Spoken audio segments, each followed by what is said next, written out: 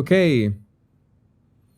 Hello and welcome back, my Royal Rogues. My name is Jesus Enrique Rosas. I'm the Royal Rogue, and we are back on another live. And let's talk about all the things that the Harkles are trying to do to, well, salvage what's left of their reputation after the Nigeria trip, the pseudo-royal trip. You know, that trying to play that half in, half out royal game that it's trying to the queen, the late Her late Majesty, the Queen, to accept, and she said, nah, I'll be fine. Let me see who is in the house. Where are you? Where are you watching from? I want to know. Let me see. We're going to change here my... the headshot and the chat will be nice. I wanted to talk about this, by the way. Some of you are already aware that I got really bored and pissed at all these portraits and art of the royal family. And some of you, I know that maybe not always with the best intentions. Sometimes it was haters. I know that it was haters that told me, well, then why don't you show what you're capable of doing? And I said, well, yeah, I should do something myself. I should oil my shoulder, my wrist, and my fingers, and begin doing my thing myself. And it's like that principle in storytelling: show, don't tell. I mean, I have been always the first one to tell you that never go by anyone's words, but by their actions. And that's why that's a snapshot of this. But I want to show you the real thing. I have it right here. It's still a work in progress. Okay, just to prove that it's the real thing, that it exists. Okay, it's only I tried to go for an easy one. This first step. I hope that this is the first one of many. But this was in pencil, or it is in pencil. That you can see that there's the shiny texture. You can see the shiny texture, and you know that quality of pencil that has that shininess to what is the word for that? The finish of the artwork has that shininess to it. That's one of the things I like about pencil. Pencil has always been a favorite of mine. Okay, a couple of things about this. Hands down, of course, the most difficult thing is capturing Catherine's eyes. You know that she's got that beautiful, wonderful smile. Extremely hard, not gonna lie. It takes a lot of patience, and that's one of the things I like about portraits. And one of the greatest critiques when I see portraits is that you should have some respect for the subject. Okay, making a portrait is difficult because you don't only have to go for the likeness, which in itself it's hard, no matter the format. But is choosing an expression and also showcasing that expression, that facial expression that fits the character and the personality of the model. So I chose this expression. I thought it was the right one for a start. Catherine has many amazing pictures.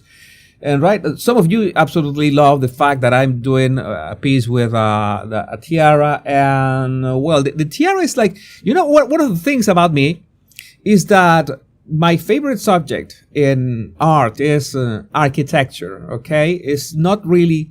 I have studied human form, human face, portraits, every single thing about drawing humans, the human form. But architecture has always been my fascination. Drawing architecture and drawing industrial design. At some point, I wanted to be a concept artist. Did not work out. Maybe there was not much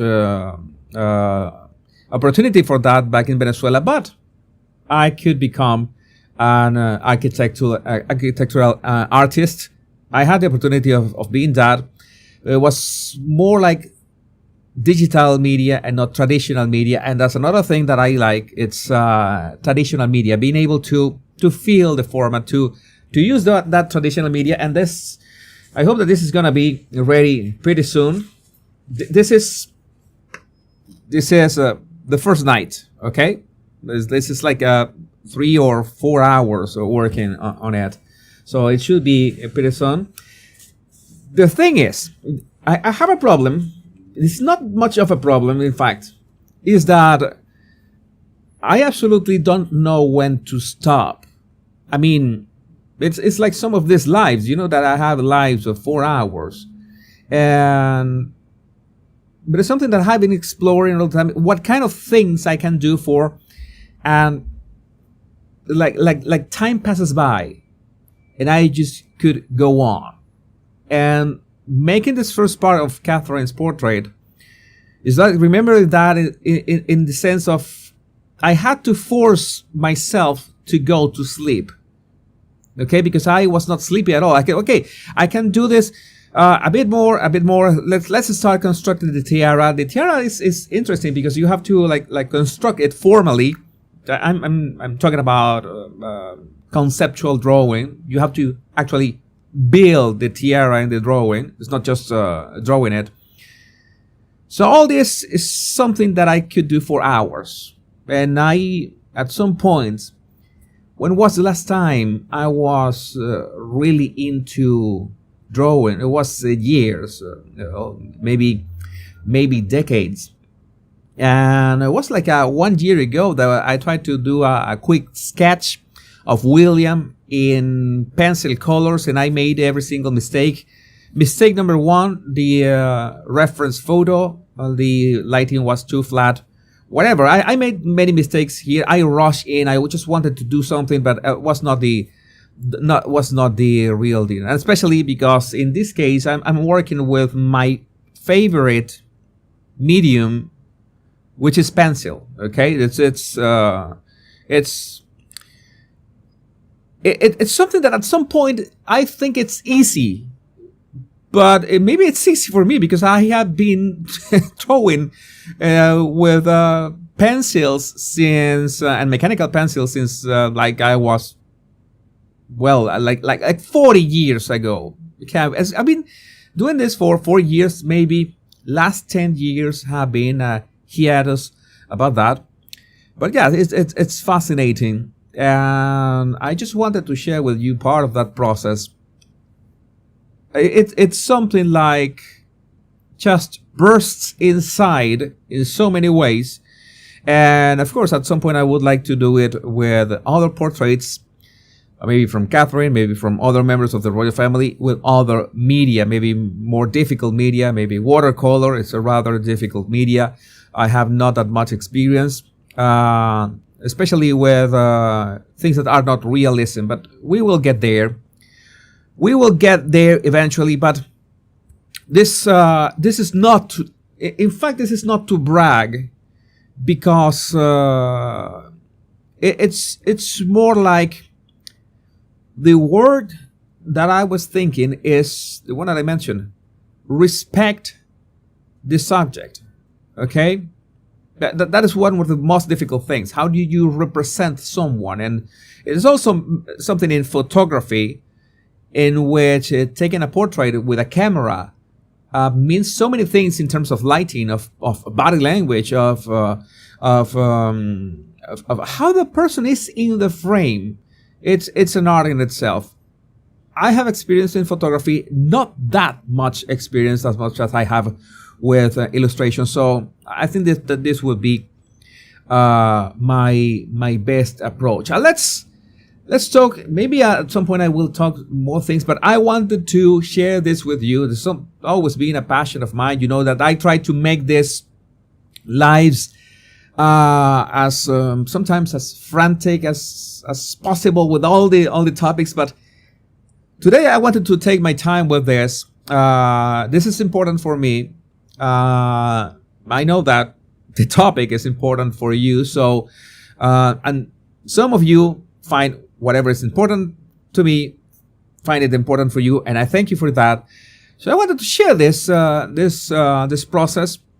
Maybe I don't know if I'm not going to cover that topic, but it's like that. Trying to share this and try to expand a bit, trying to reclaim that I was just put not even in the back burner. I had even quit art completely because I simply did not have time, and that's another thing. When you really wanted to do something like this, that so many of you could be thinking right now, and I absolutely understand it. What took you so long? And I will tell you, I really don't know. It's like doing this last night. I don't know why what it took so long, because this would have been easy from the start. But it's, you know, that some of my lives are a reflection. I know usually leave the reflection for the end, but this is important, and this is something that affects us all.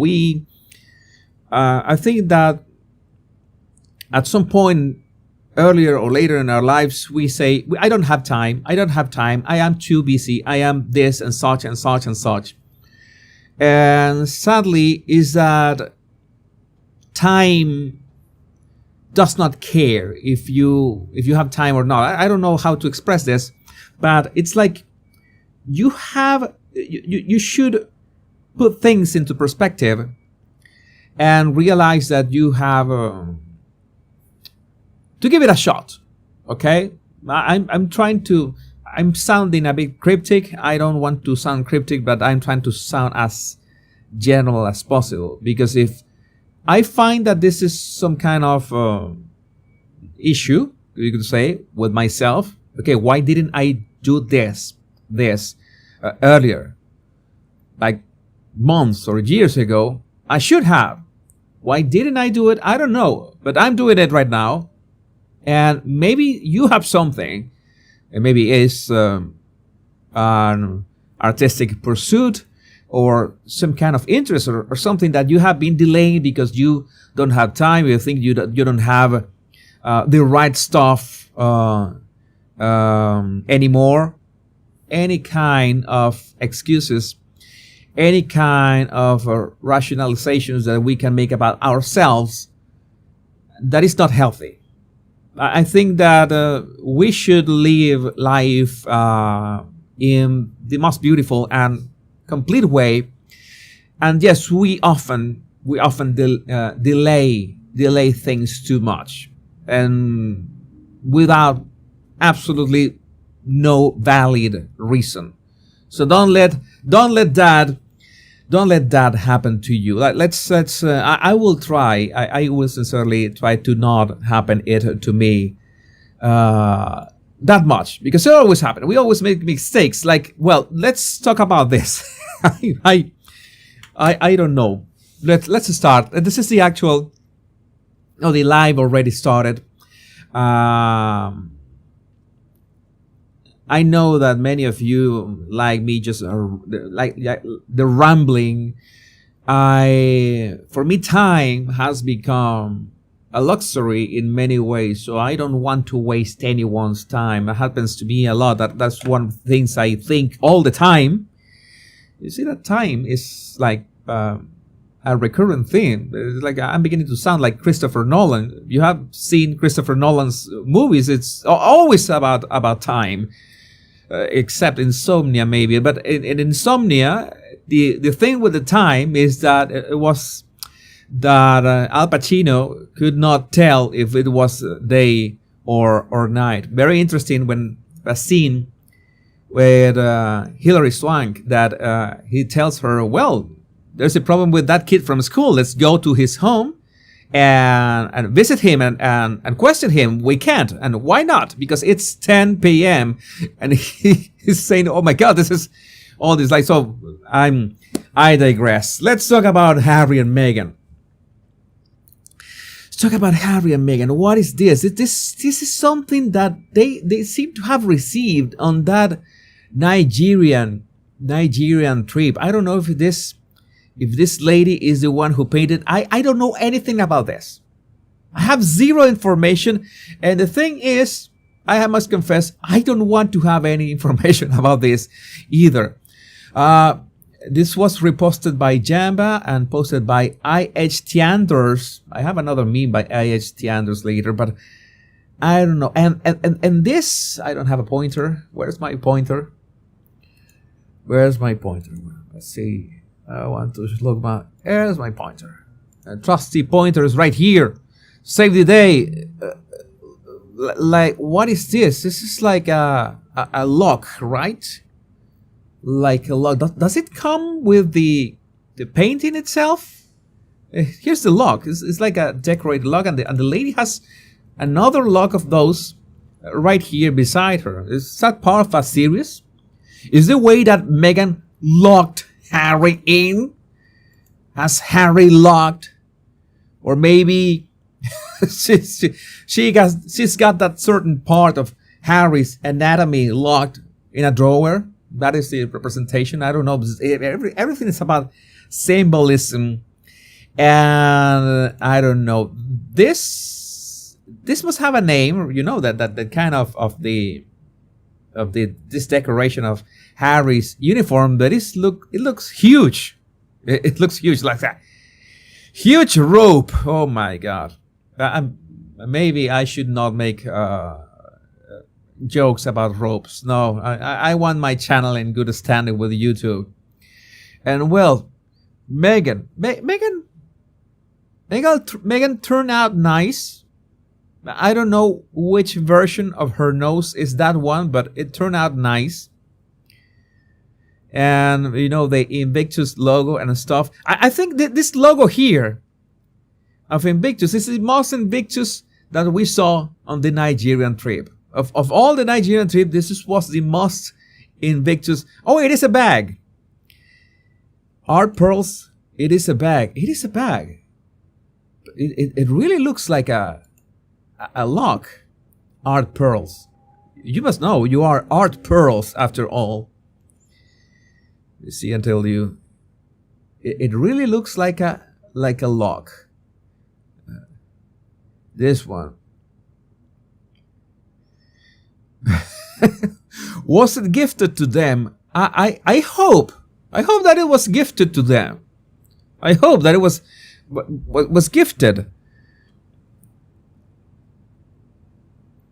What are your bets that you are never going to see it at the Montecito house?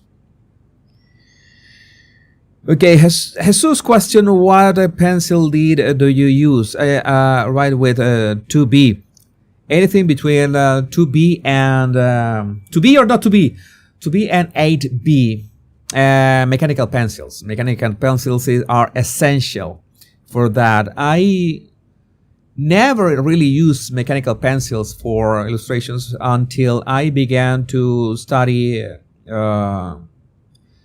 Japanese concept art, which you have all this ink and you don't use pencils but a mechanical pencil, and I began using that.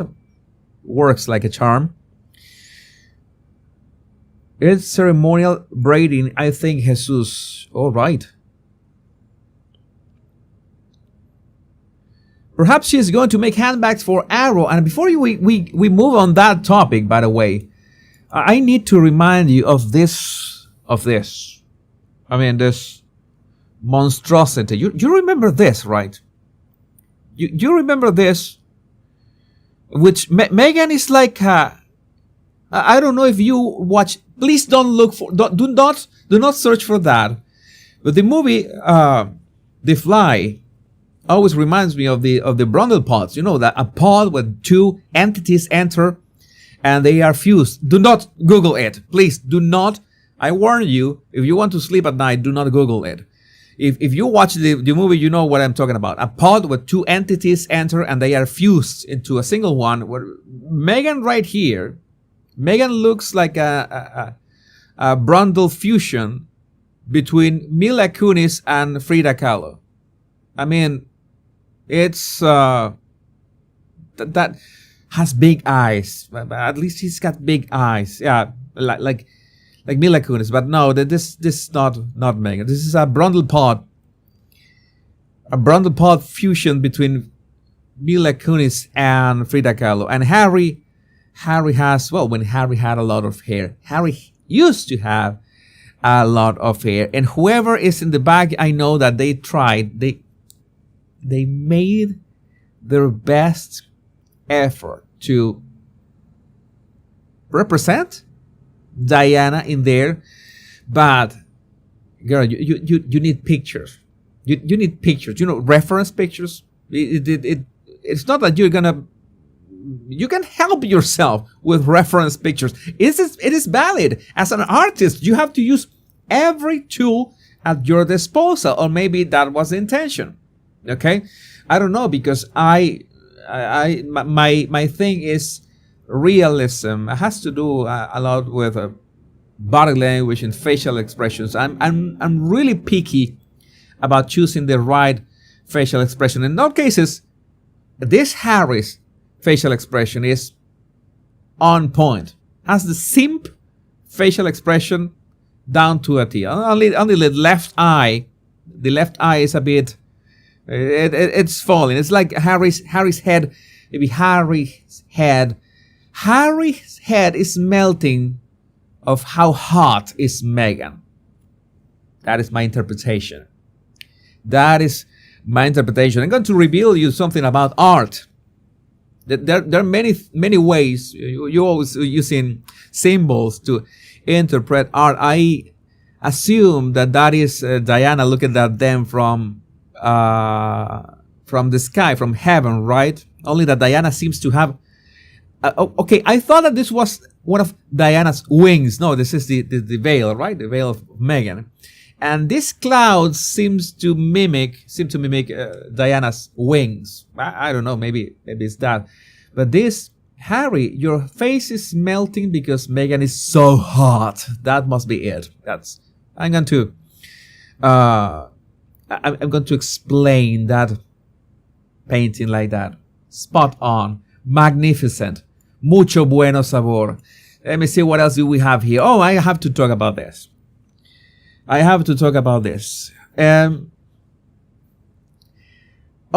have you missed, Heather? You have missed quite a lot. 20 minutes by now. Let's talk about this.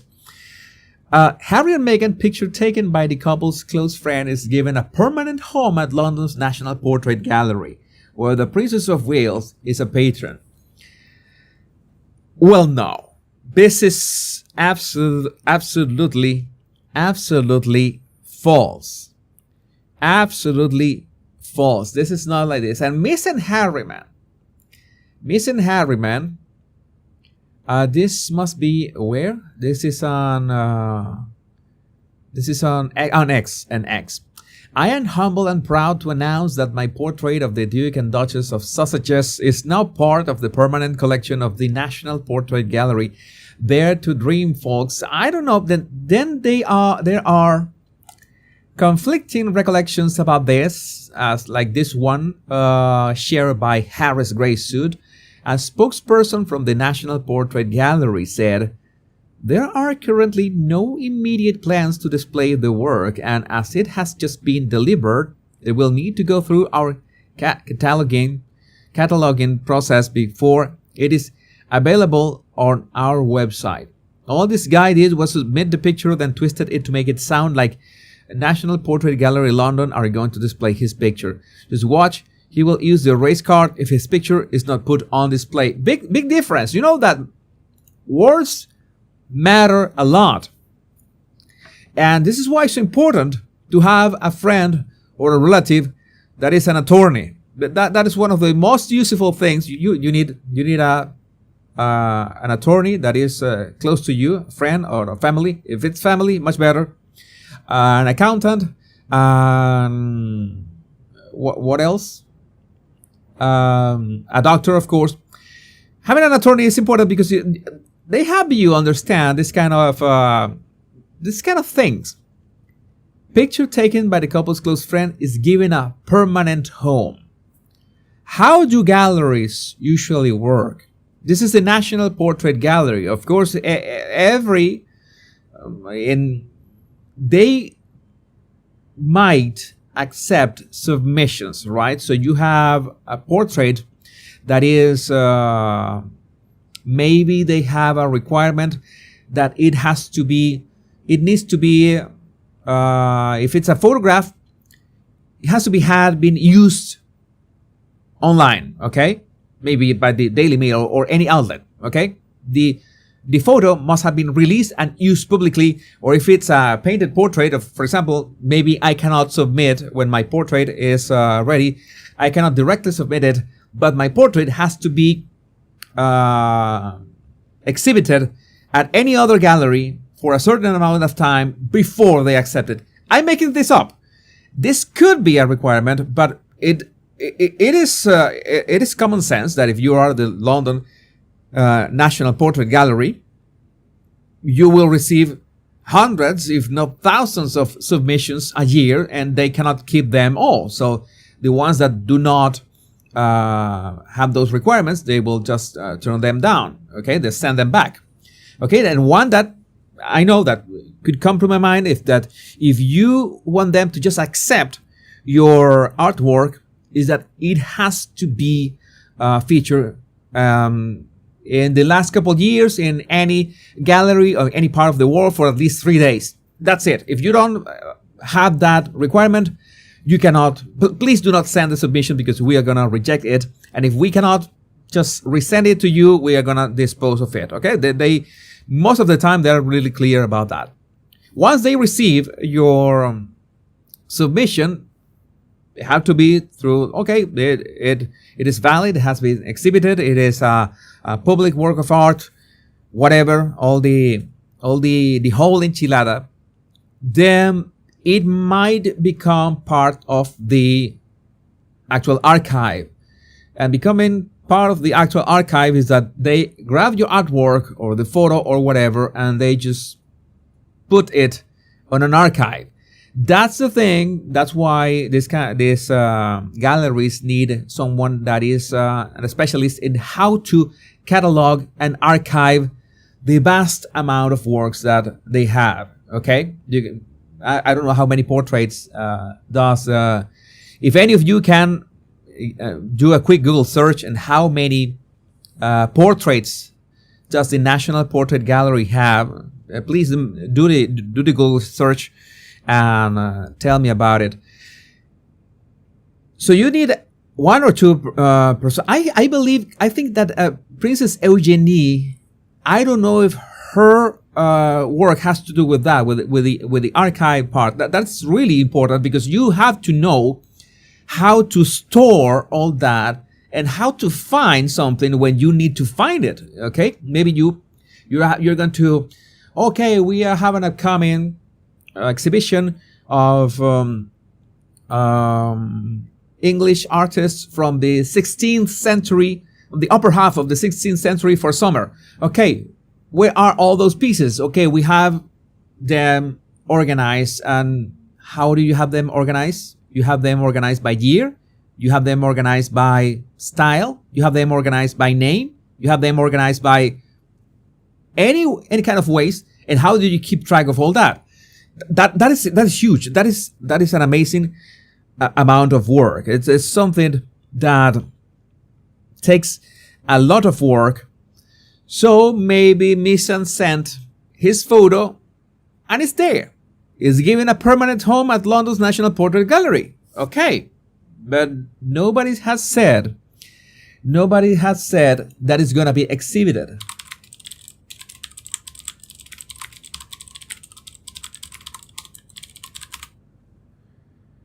All right, what the?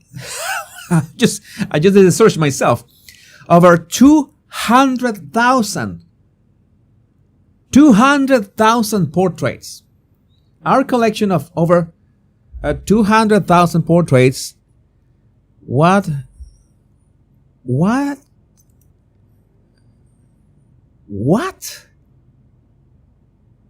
The National Portrait Gallery holds the greatest collection of portraits in the world. It was founded in 1856.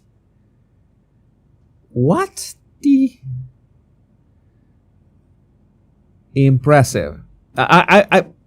If you ask me to know, I don't know, name a number, I would have thought that it was gonna be, I don't know, maybe 25,000, something like that. But 200,000 portraits.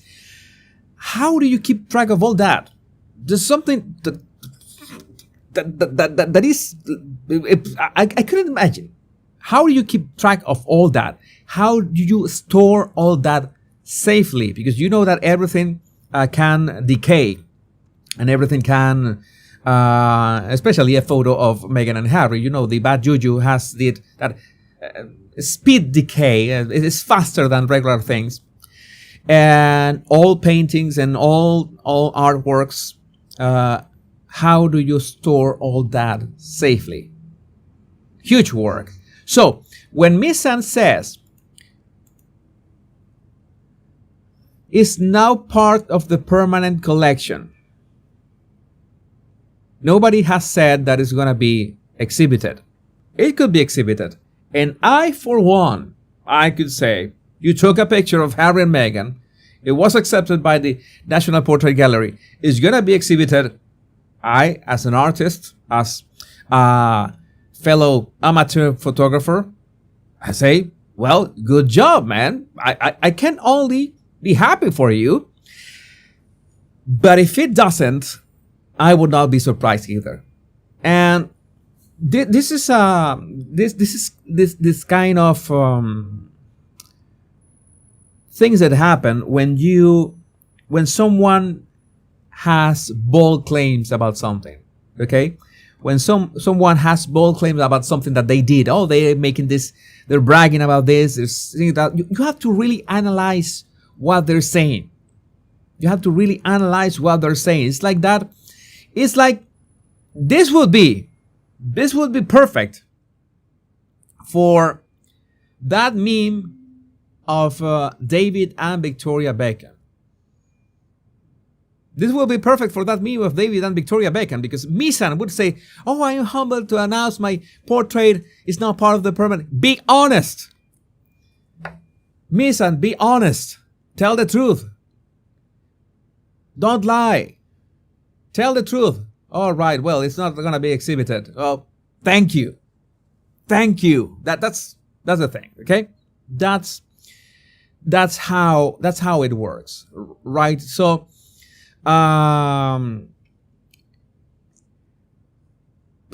people could actually be blockheads. Let's say blockheads. I was going to say the other word. Let's say blockheads.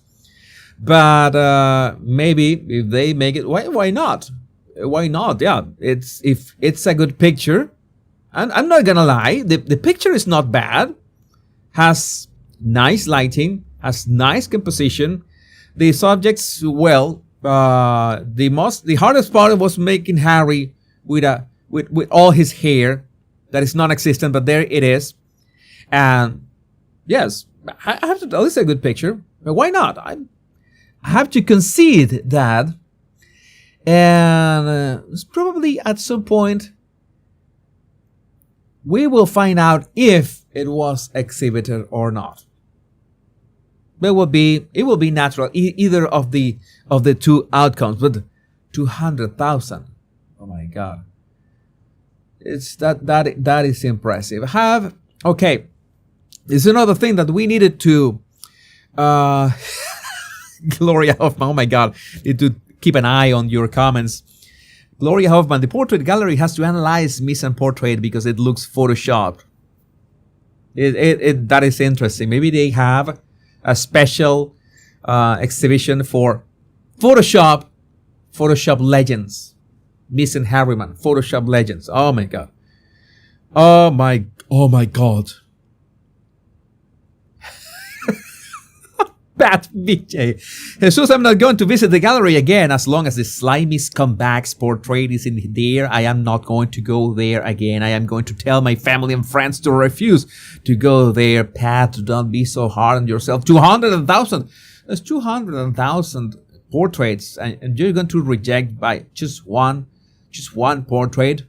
You have to think that there must have been other, let's say, despicable people from history that were also the subject of an artwork, of a portrait, and not for that we're going to reject either the artwork itself or the National Portrait Gallery. We have to keep things in perspective, right? Let's try to keep things in perspective. Let's not burn the house to catch a fly. That is a bit too much. Okay, she will never surrender her title. Yes, this information campaign, especially from U.S. royal journalists. But that is an oxymoron. U.S. Royal journalists, that doesn't exist. And they're trying to make it seem like King Charles is considering taking their titles away. I don't know. You know that one of my knacks, my job, my pastime, everything is spotting patterns in everything. Trying to understand, trying to make sense of people's behavior. And what I have seen, everything happening with the royal family in the past year, like in the past 12 months, like say in the May 2023 up till now, I would say that King Charles is not really concerned about that. I know that some of you are upset that Harry and Meghan did this trip to Nigeria as pseudo-royals. When you think about it, even if the king took the titles away from them, they would still be able to make that kind of trips, all right? And it would be the optics. Does it look like a royal engagement?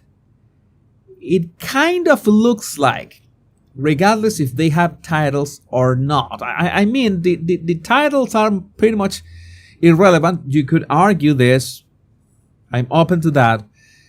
But are pretty much irrelevant because the reputation of Harry and Meghan vastly outweighed whatever could have been the titles for them at any point. If you tell me the titles back in 2021, that is one thing.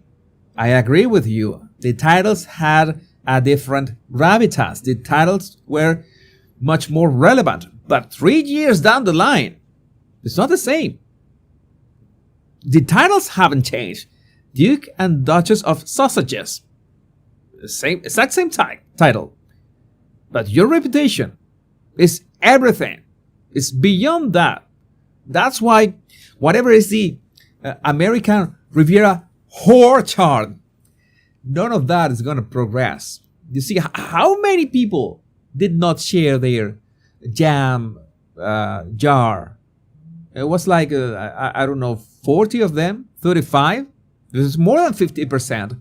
They did not share their rotten lemons on social media. That tells you a lot. Just there's absolutely, this is 40 by 40 part 2. And it has nothing to do with the titles. It has to do with the reputation and the way Harry and Meghan do not work. I would say that the way they work, but in fact it's that they don't work. Harry doesn't know, has never known what is responsibility, what is work at all. If Meghan remotely knew it while she was working in Suits, well, she said, I married the prince, I nailed the biggest bag in the world, but you squander it. So, I don't know what's going through King Charles' head. I don't know what are the conversations between Prince William and King Charles, and how could they address the title controversy But I think that they were waiting. They were waiting. The titles are irrelevant. It's gonna be far more the effects, or the effects. No, it's not the. That's not the word. The fallout from stripping them of their titles, which is not easy, by the way. It's not an easy feat, as I understand. And much better is gonna be just leave them alone. And that's where the rope joke can come. You know the metaphor, right? You just give them enough rope, okay? Yeah, you know that metaphor. A metaphor, of course. That's it. Let's see one thing here. There's something odd happening on my screen. That's a metaphor. What is the problem? Them using their titles. The titles are going to become irrelevant. And if you put that in perspective from 2021 to right now, the titles are the same, but the bad reputation of the Harkles vastly outweighed any benefit of the titles themselves. Nobody really cares about the titles anymore. So, in my opinion, my humble opinion, of I'm still the most amateurish of royal commentators. I don't think King Charles is concerned about that, and I don't think he's concerned about the shenanigans of the Harkles in Nigeria. For example, all that these Nigerian princes and kings or whatever are doing with the Harkles image, because Harry and Meghan have also made it very clear that they don't have anything to do with the royal family, that they don't have anything to do with the monarchy, and even if they are cosplaying as royals, they have said it so many times. But you have to remember, most people will just believe that. Okay, you left the royal family, you have nothing to do with the royal family. If Harry and Meghan do something with Nigeria or Ghana or whatever country is gonna invite them in the near future, most people are gonna say, okay, they are doing that on a private. It is a private visit, and that's why they did not get to take a picture with the first lady, right? That's it, because it is a private visit. That's the box they lock themselves in. And when you think about it, I've said this in other lives and videos, is that you don't know exactly what Meghan and Harry do. You have no certain idea. Are you an influencer? Are you a humanitarian? Are you a pseudo-royal? Are you a trendsetter? No, because you have to be like pick one lane, and from that lane, try to spread from that to see what sticks and what doesn't. Okay, you have that luxury, you have that liberty, that freedom, because you're not tied to the royal family anymore. And they haven't used that either. Why? Because they absolutely do not have the work ethic, which is beyond necessary for this kind of affairs. For every affair, you need work ethic, especially today, to keep a reputation. And their reputation is what leads us to memes like this one, also shared by I.H. Tianders. I'm not going to elaborate on this further, but it speaks for itself. I want to show you, let me see if I can see. I want to see. Okay, this is important. I'm going to mention this post by J.E. May, Duchess Marmalade, if your name is among the most recognized around the world. That's not going to change. That's never going to change. The potential, the brand potential of Harry and Meghan, it's you have like a escape velocity. When you're a celebrity of certain status, like certain size, you have to work with a publicist to be constantly in the media, to be mentioned, okay? Because you have like this, okay? You're like a plane trying to fight the gravity of the earth, right? Okay, when you are a certain size celebrity. But when you reach certain point, okay, so you become George Clooney, you become Julia Roberts, you become Brad Pitt. Okay, it's like you break that that ceiling, and you enter the stratosphere, and you are no longer affected by the Earth's gravitational pull, or not as much, right? Okay, you do whatever. You're a celebrity. You do whatever you want, and people are, oh yeah, of course you are an A-lister. I'm not saying that Meghan and Harry are A-listers, but I'm trying to be practical here. They will never again will be unknowns. Okay, it's not like this guy. I always forget his name. The one who was a co-star with Meghan in Suits. I forgot his name, but that's a thing. I forget his name. Why? Because he's still in that level. And people will forget your name if you don't stay working on top of mind on whatever. Okay, that is important. Harry and Meghan are not going to suffer from that ever. They will never become unknowns. Okay, that's another great advantage, by the way. But you can't get a branding deal or a financing deal to launch your own brand. Do you think it's time to look at yourself and ask why it's not happening? Because even Paramount invites you to a movie premiere. Not at Cannes. No. They send you to Jamaica. I'm not Jamaica, lovely country, but for one reason they sent Harry and Meghan to Jamaica and not with the A-listers in LA. Right next door, they home. That tells you everything you need to know. You think it's time to look at yourself and ask why it's not happening. It's not happening for a reason. So the brands are using you, are telling you, this Nigerian airline that the owner has is also prosecuted by the United States, something like that. It's a murky connection.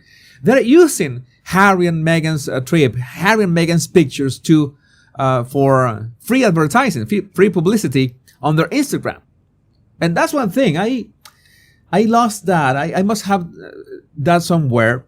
But that is interesting because there's so many ways. There's this attorney that I follow on X. I talked about this. If Meghan and Harry did not sign anything with the Nigerian airline, they could sue the airline for copyright infringement. They are using Harry and Meghan's pictures without the permission. But knowing Harry and Meghan, I would not be surprised either that they sold the rights to their likeness, their photos, so the Nigerian airline could use them on their Instagram. Yeah, it sounds a bit cheap, but I would not be surprised that Harry and Meghan want to make bank of anything that has to do with their face. It should be disclosed, but well, what do I know? Effing grifters is the best description of them. Celebs by the score, much lesser known than Meghan, with no fancy foreign titles, scoop up branding deals every day. Why not Meghan? maybe it's time she asks herself, what is she actually known for? You know, the problem with Meghan with this is something very simple. Is that that's why I don't buy my own theory that the Nigerian airline actually paid them for to use their pictures. I think the Nigerian guy did this without asking any sort of permission, because I cannot imagine how Meghan is so self-centered in her image and whatever, and she doesn't allow to be seen with whatever with the peasants and whatnot. How would she agree to lend her image, her likeness, her photos to a Nigerian airline? That doesn't fit. You know that is part of studying human behavior, analyzing the patterns. What has Meghan shown in the past? What is all these tendencies that you see on her behavior? No, that doesn't look like her. That doesn't look. It's like it looks cheap. And I'm not saying that Meghan is so exquisite and such. Please, I'm not saying that. But it's that Meghan thinks that she's so full of herself that she must probably would reject 90% of the projects and offers and everything that goes her way. And even rejects when people genuinely want to do something great or amazing or productive, like Netflix or Spotify. Like, no, I have to do it myself. No, I have to do it in my own terms. Controlling Meghan would never greenlight the Nigerian airline to use her picture. That doesn't fit. So no, she could be desperate for the money, but no, for her, the integrity of her brand is much more important, because she's over all that. She's over. Here is Julia Roberts and George Clooney and Brad Pitt, and here's Meghan. She's outside the frame. She's over every single one of us. She's the discount duchess, but there she is. So I think that is a better explanation. I'm trying to come up with things. This is the kind of things that I'm a bit crazy, and sometimes thinking about this during the day. Oh my God, you are infatuated with Meghan. You are in love with Meghan. You're thinking about her. Yes, but I need to understand what's going on through their minds to make sense for my videos. But right now I'm doing it live in front of the camera for you, thinking about that. No, it just doesn't fit the way that she has acted with the Nigerian stuff. Okay, and we have this blind item talking about a streaming giant. Apparently, the streaming giant was a lot miffed at the illiterate one because they wanted her to do an upfront presentation about her new show, and she thought it was beneath her status to be there. Perfect. Those are the words. Those are the words I was looking for. She thought it was beneath her status. You need to remember that Meghan Markle thought that the British royal family, that has been an institution of centuries, that has been through civil wars, world wars, almost nuclear wars, everything. She thought that the British royal family was beneath her status, because she was, the one who was coming to modernize the monarchy. You have to understand the psychology of the person, all right? What do they have in their head is projected through their actions, okay? That's why actions matter much more than words. You should have heard the reaction from the celebrity chef when he heard that one. He was there for his network and always is. That would have been, if this is true, that would have been really, how to say that? What would be the word? Oh, the word would be embarrassing. I have used that word so many times talking about Meghan and Harry, and I have felt secondhand embarrassment so many times of all the people that had to work with them. But I lost count. I lost count with that. Oh well, what else do we have? We are approaching 1 hour. Approaching 1 hour. I don't want to stress my throat that much. I always have a bit of a. I haven't been sleeping. I have been sleeping less, but at least a bit deeper. So maybe that helped for that. I got more content, but maybe I could leave some of that content for tomorrow. I don't want to spend everything. I want to read your comments and your super chats. I got super sticker. Margie, thank you for your super sticker. Thank you for that. I'll read some of your comments. Let's see. Where's my comment camera? Headshot, but chat. Here it is. Let's go to the end. I appreciate your work because people need to wake up and not give 1,000 chances to exploitive people in their circles. I was thinking about that the other day. Yes, it's something that I have always try to strive for. Yes, my throat is saying, "Hey, it's 1 hour. If you want to survive." That's another thing that affects the throat, right? Not sleeping well, right? Not hydrating well.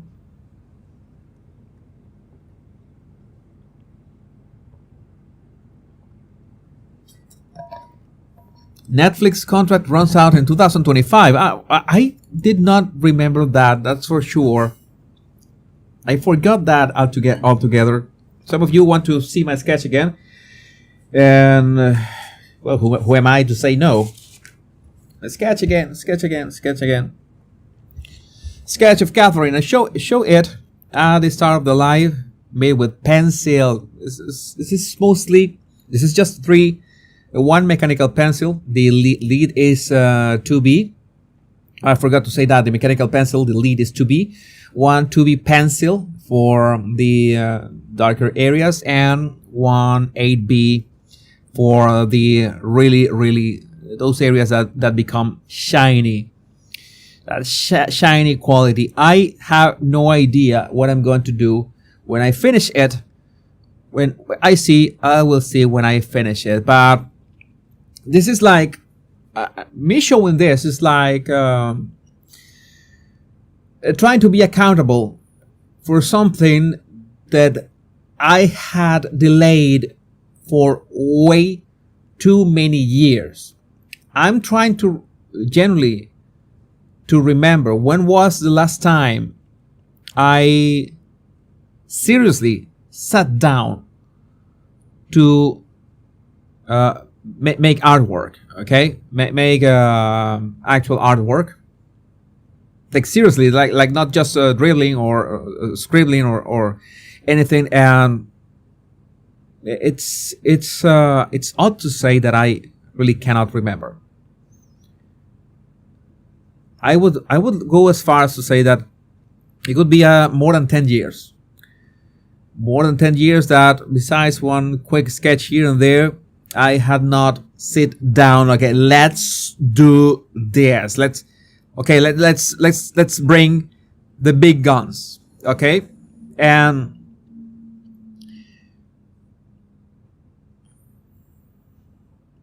this is also to have this continuity. Okay, some of you already know me for many years already. Some of you have been with me since my Spanish era. Some of you have been with me since almost how many years now? I've been really select group have been 15 years since I began creating content from the internet. 15 years ago. Now I think of it. Now that I think of it, I literally began creating content for the internet in 2009. I'm going to tell you about that story because that story is important. Because that story has repeated itself in my life many times. And yes, it was in around May 2009, right? 15 years. Yeah, May 2009. I remember that I was in this, there was a course on the Photoshop and Illustrator and web design. And I was attending this course late at night. It was like from 7 to 10 p.m. or 6 to 10 p.m. like 2 or 3 hours, 2 nights a week. And I had this. I always sat down at the end of the classroom with a friend. We always were cracking jokes and making proto memes. I don't know the equivalent of memes at that time. And we were always laughing. I was cracking jokes. I was always making jokes about everything, about Photoshop menus. I don't know. I really like to laugh. I really like to make people laugh. He just told me this, say to me these words. You should write for the internet. It was some words like that. It's like, what do you mean write? Or write online, write for the internet? Yeah, you should open a blog. And I said, what? I had never shared. I had no social media whatsoever. I had no Facebook, no Twitter, none of that. I was zero. So I was at ground zero, no blog. I have never made content for the internet, okay, 15 years ago. And I said, you think so? Blog? Yes. And good thing is that he helped me with the hosting and the technical part, which can be quite complicated. And I began writing. And what did I begin writing? That writing is still hidden in some corners of the internet. It's very well hidden. It's only almost that only I know where it is. And because what happens? What happens is very funny. How it is hidden, it's still on the internet, but it's hidden, is because the domain name of the website, I lost the ownership of the domain name of my blog. So if you go and someone else bought the domain and made their own website, okay, a totally different website that has nothing to do with what I wrote. So if you go into archive.org and you put my blog domain, my old blog domain, you will see that you have the current page, the website of this guy right now. Right? I think he's a photographer or whatever. I don't know. But if you go all the way back to 2009, you will unearth my blog posts that are hidden in there. But they are in Spanish, and I was just writing about my daily life. It was fun writing about that. And things that just came to my mind, and I had just a very hyperactive mind. I was not as cynical as I've become. And of course, you can imagine that you've been exposed to the internet and creating content and being on Twitter and Instagram for more than a decade can make you really cynical, like can make you lose a bit of hope or a lot of hope in some cases. So sometimes I read my own posts to see that there was this spark, there was this optimism, there was this light that was in there. I try to keep that light awake. I love entertaining you. I love entertaining people with my pieces. I would not conceive anything that had not a spark of humor or satire or something, because more and more we need to laugh. is that I was mentioning that on today's video of the body language guy, that I was analyzing Kelly Rowland, that had this diva Karen meltdown at the Cannes red carpet stairs. And I said, well, at least people are talking about the movie that she was attending. It was Marcello Mio. This is a comedy, an international, I think it's Italian comedy. And I said, well, at least people are gonna go watch or talking about comedy movie, because we know that in Hollywood comedy has been destroyed, totally destroyed, and we're not gonna elaborate on that. So I remember, what is the morale, if there's a morale of that story? A moral of that story is that this friend of mine suggested that I do something. And of course, that doing something required effort, required work, and required not caring much about the outcome. Because when you have certain time creating content, in my case, of course, you're always saying, how many people are going to watch this? I should do the live at that time. I should optimize for this and that. And you lose track of the actual spirit. This, me talking to you right now, this is the actual spirit of it all. The actual connection. The actual human connection that has been lost. And, oh yeah, but the recorded videos that are quicker, have more views.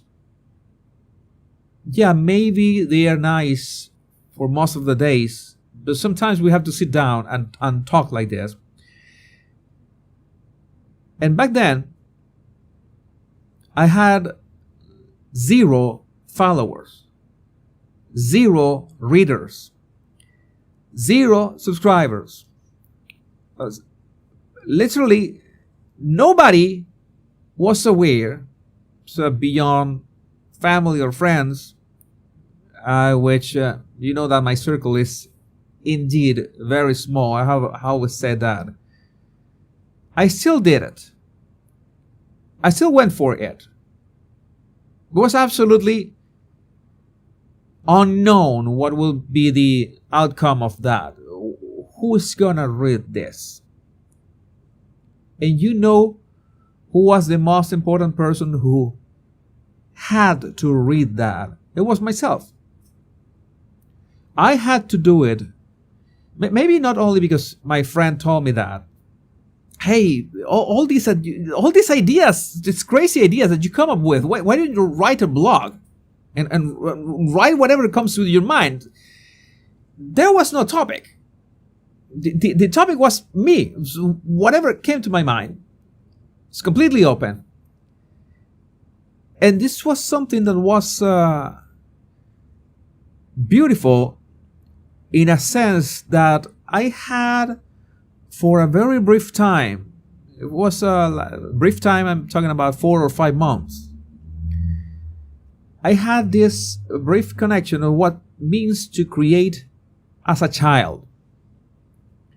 And you know that I criticize Picasso for many things. I admire Picasso for many things also. Maybe not the things that maybe we don't agree in our admiration for Picasso in many ways. But I agree with the fact that you have to spend a lifetime to learn how to draw like a child again. I agree completely. The guy was on point. Because yes, as you grow up, you have all these sort of weights that stack up, that pile up over you. And responsibilities, of course. That's nice. You mature, you grow. But at the same time, you have scars and scar tissue in your soul and in your mind and in your heart that will not go away. And that scar tissue, you have to learn to live with it. It's a given. And you have to learn to love it at the same time. The problem is that in that scar tissue is not only itchy, and that itchiness is what makes you a bit cynical on the long run. You begin to lose hope. Okay? That happened to me countless of times. I have lost hope, not to a catastrophic degree, because I'm here, luckily for all of us. But yes, there have been points of my life that I've lost hope, and I remember that moment in which there were no odds of, there was no outcome. Oh, what's going to be the outcome? How much money are you going to make? How much readers you're going to have? How many views you're going to get? Nothing. Zero. You are in that stage from the nothingness to creating something. It's like that book from Peter Thiel, from 0 to 1. It's not like from 1 to 2, you're just duplicating, you're just doing double. No. From 0 to 1, the jump is infinite. You are creating something out of nothing. This is as close, this is part of what I believe. This is as close as we can mimic what is God for us, the ultimate creator, the designer of what is so beautiful around us. I'm pretty scientific. I believe in the Big Bang and evolution, at the same time believe that is the process how God not only created the universe, but also everything has evolved thanks to that. I have no problem thinking that the two things are part of the same plan, so to speak. But we can do the same if we just create. And I remember that word create was said like almost out of context on that recording from Earl Nightingale of the world's most The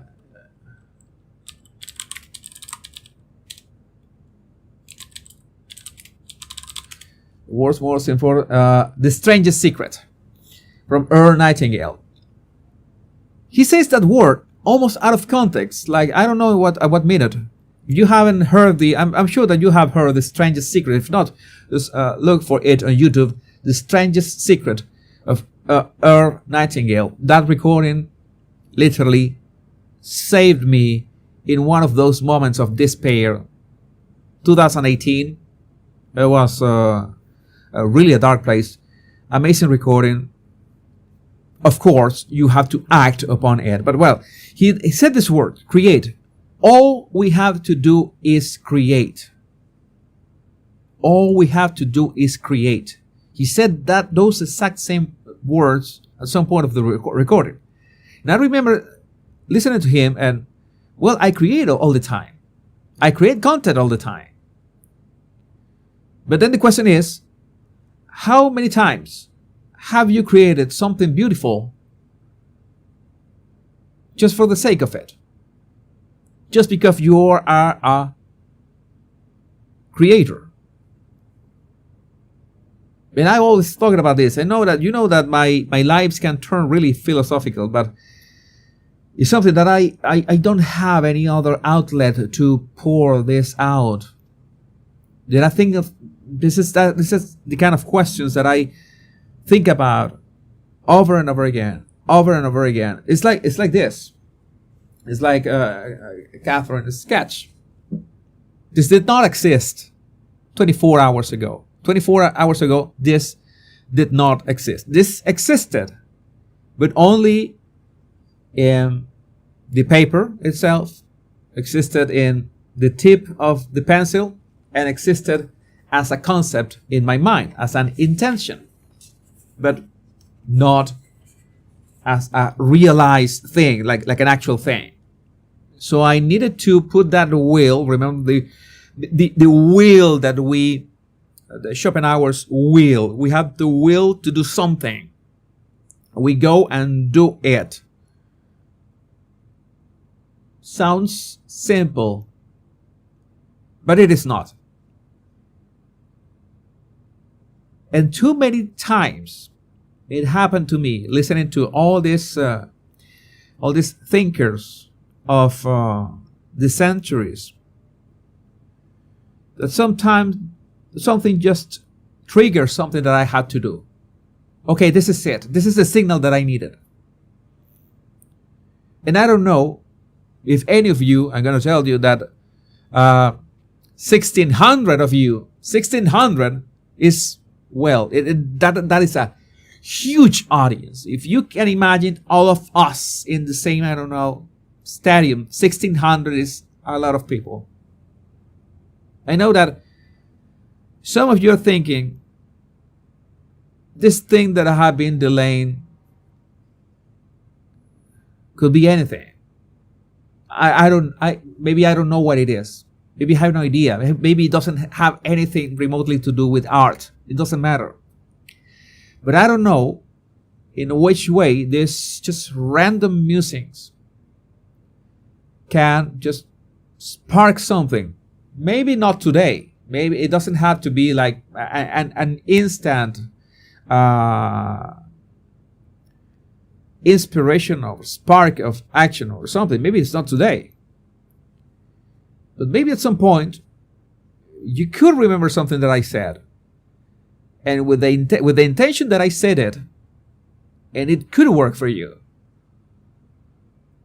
And yes, we have the greatest of times with gossip and talking about the Harkles and all of this, and having fun and learning things and having this exchange. But in many ways, I think that I need to share with you this personal anecdotes and how those insights model this who I am today or where I am today. In fact, I could very well say that the only way that it manifested we being here in this universe, 188,000 rogues on the Royal Rogue channel, that is just awesome.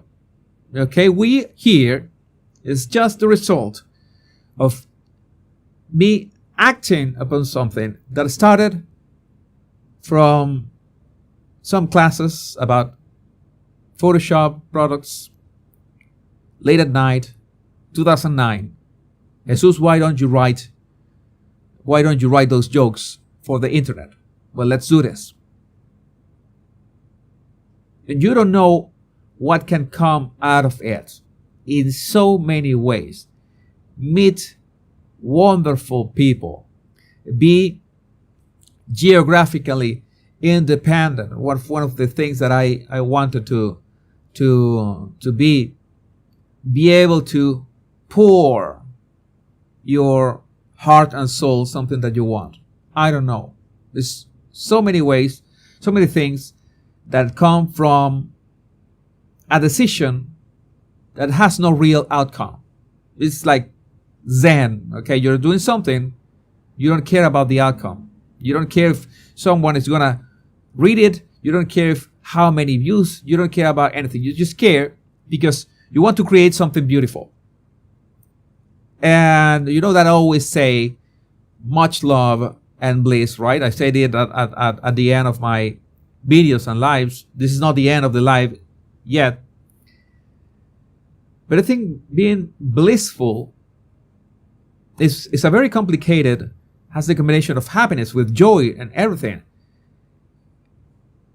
And the act of creation, the act of creating something out of nothing, is one of the things that it's a spiritual experience in the literal sense of the way. It's something that we are creating. We are using these powers, using our heart, using our mind, using our hands, our eyes, ears, sound, voice, everything to create something beautiful. I remember there's this, I'm going to recommend you Oh my god, I forgot. There's this clip. There's it's a 2-minute video.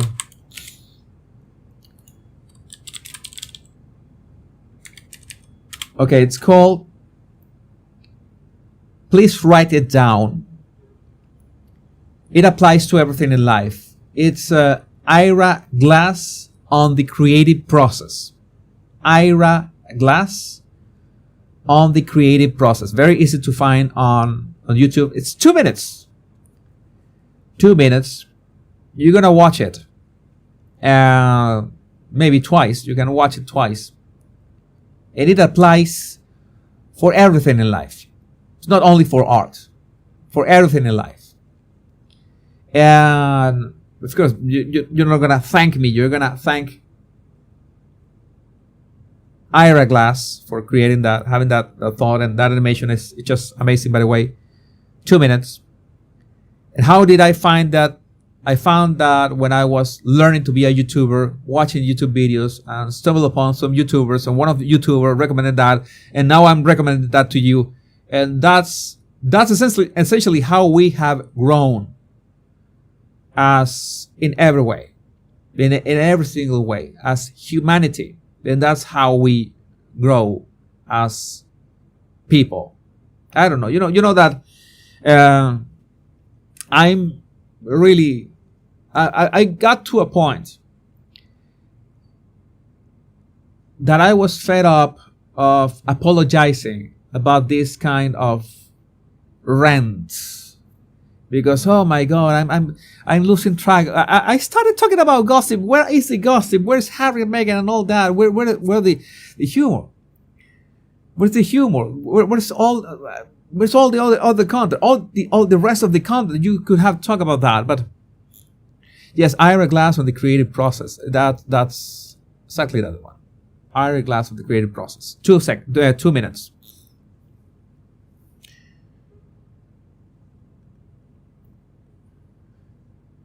But I sometimes think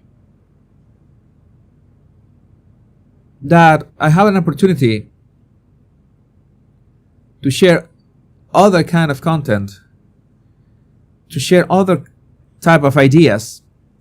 I am not planning on converting anyone here. This is not. I am not pushing. I am not selling anything in this regard whatsoever.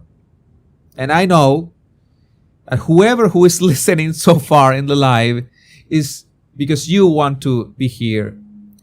And with all my heart, I can tell you thank you. It has been always humbling to realize that so many of you want to listen to what I say.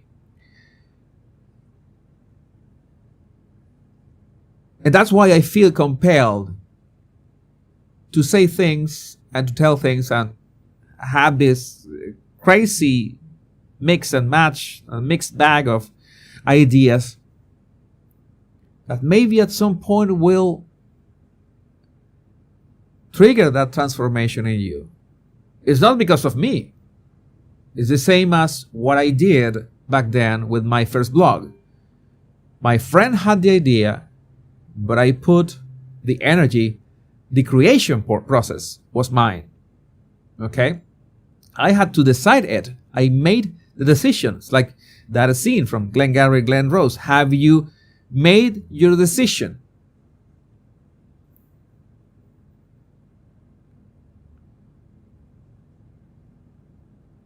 So I believe in that synchronicity. I believe I'm quite, I could say the word romantic in that sense, in the sense that I think in all this noise of the world that can be very toxic, all the news, all the pessimism, all the cynicism, and how gray we can grow over time. There's a space for that spark. There's a space to remember that we create, that we are creators. That's something that we excel at, and we have this energy regardless of what you believe in. This is regardless of what are your beliefs in religion, has nothing to do with it. Good for you, whatever your religion. I'm going to tell you, your religion is the right one. Okay? It's that simple. Your religion is the right one. Think about that. It's that simple. But you cannot deny, even if you don't believe in anything, that we have energy. And we are privileged of experiencing said energy. And we should